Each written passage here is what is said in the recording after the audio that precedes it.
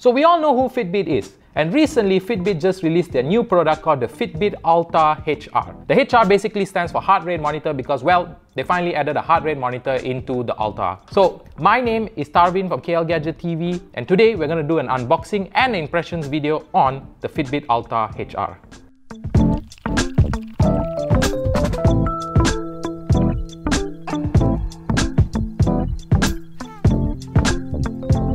So here we have the Fitbit Alta HR. Now on it we can see that it has pure pulse heart rate, which is basically Fitbit versions of a heart rate sensor which is more accurate, and apparently they said it's up to 6% error rate. Other than that, we also have an all-day activity. Basically you can track whether you are cycling, whether you are running, whether you're doing yoga, whether you're dancing. Other than that, it has sleep quality, which basically explains to you your sleeping patterns and teaches you how to improve your sleep, what parts of your sleep you need to improve, and all that other things. So other than that, they also have the standard things, which is the smartphone notifications, where you can see your calls, you can see your messages on the band itself, and of course they have the interchangeable bands. So let's get to opening it up.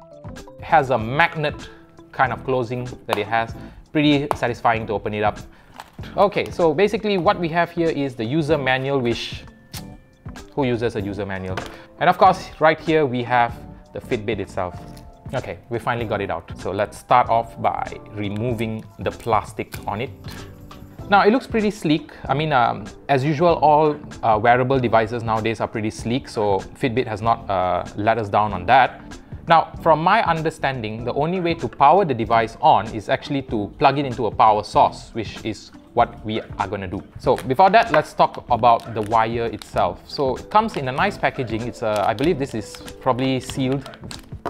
As you can see here, the charging cable is your standard USB cable that goes out into the Fitbit's version of their charger, which is quite unique. Looks like a clamp. And I guess you have to clamp it to the back of your device like this. And this is how you basically charge your Fitbit. So now, we'll give us a few minutes for us to actually plug this in and turn it on. A few moments later. Okay, so giving it about an hour's of charge, we can see from here that the device itself has powered on, and it's already tracking that I walked 7 steps. On the back here, you can see, if you can see this pulsing green color light, that's where the heartbeat sensor is. And there is this part here is the charging port for you to charge the device and all that. So as you can see here, the straps on the sides have a pretty unique mechanism. So all you need to do is basically just push down and slide up, and it comes off.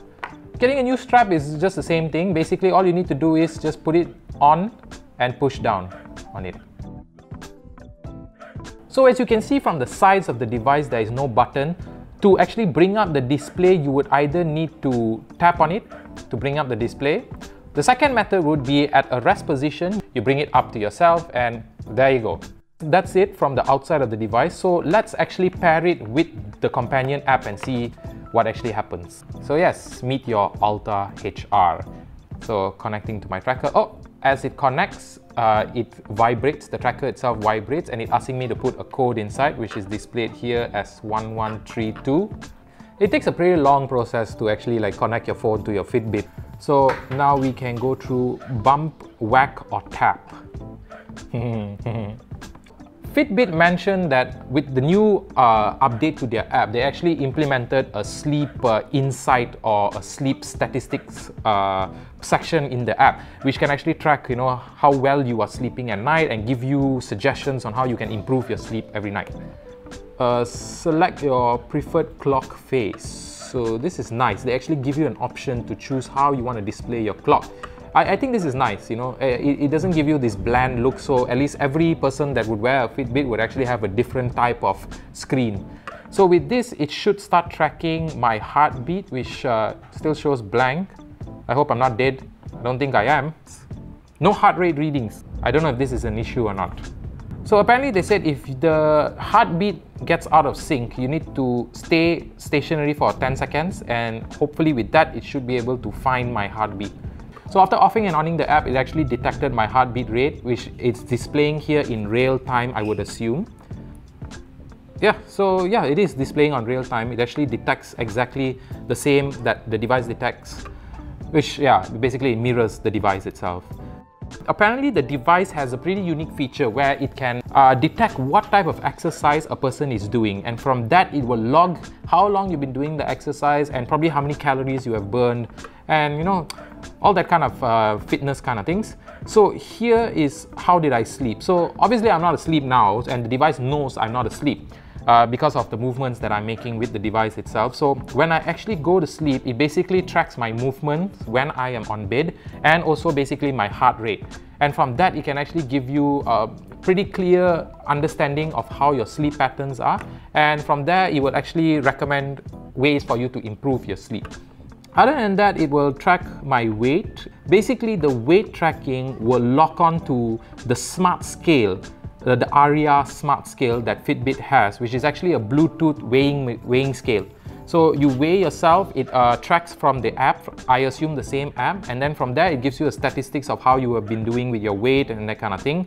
Other than that is make a splash. This is where it tells you how much water you have been drinking. Basically tracks your dehydration, your hydration, that kind of thing.